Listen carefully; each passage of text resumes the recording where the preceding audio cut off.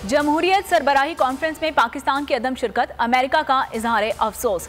अमरीकी महकमे खारजा के नायब तर्जुमान वेदांत पटेल ने कहा कि पाकिस्तान खुद मुख्तार मुल्क है, अपने फैसले खुद कर सकता है। दोनों मुल्कों के जमहूरी, इंसानी हुकूक और मजहबी आज़ादी पर राब्ते जारी हैं। पाकिस्तान और भारत से ताल्लुकात में सिफर जमा की कोई तजवीज़ ज़ैर गौर नहीं है।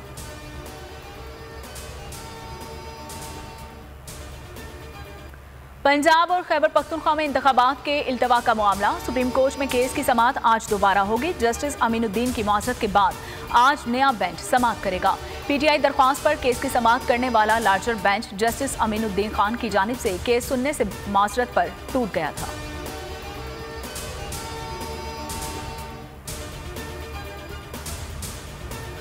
और जजेस बेंच की तश्कील पर एतराज़ नहीं उठा सकते। बेंचेस तश्कील देना चीफ जस्टिस का ही इख्तियार है। अगर किसी जज को बेंच पर एतराज़ है तो वो हिस्सा बनने से मुआज़रत कर सकता है। हाफिज कुरान को इजाफी नंबर्स देने के केस में जस्टिस शाहिद वहीद का इख्तलाफी नोट जारी कर दिया गया। तो नजर आ रहा है सामने लिखा हुआ है जुल्म मिटने के लिए दो चीजों से मिटेगा भाई। एक, अदल की कुर्सी पे जो लोग बैठते हैं ना, वो अदल के हिसाब से फैसले करने लगे। दूसरा, कौम निकल खड़ी हो जुल्म के खिलाफ, तो जुल्म खत्म हो जाएगा। या इन दोनों में से कोई एक चीज हो जाए या दोनों हो जाए।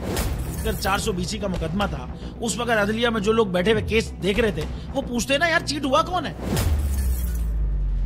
जब उनको दिखता कोई चीट नहीं हुआ, केस खत्म कर देते।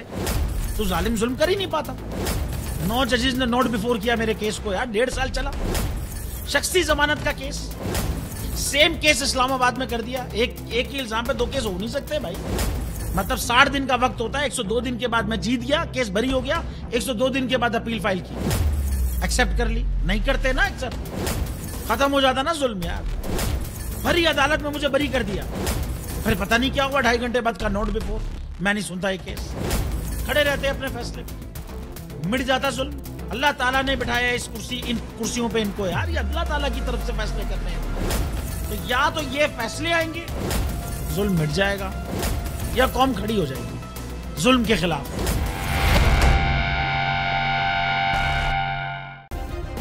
सब्सक्राइब करें और बेल दबाएं ताकि कोई खबर रह न जाए।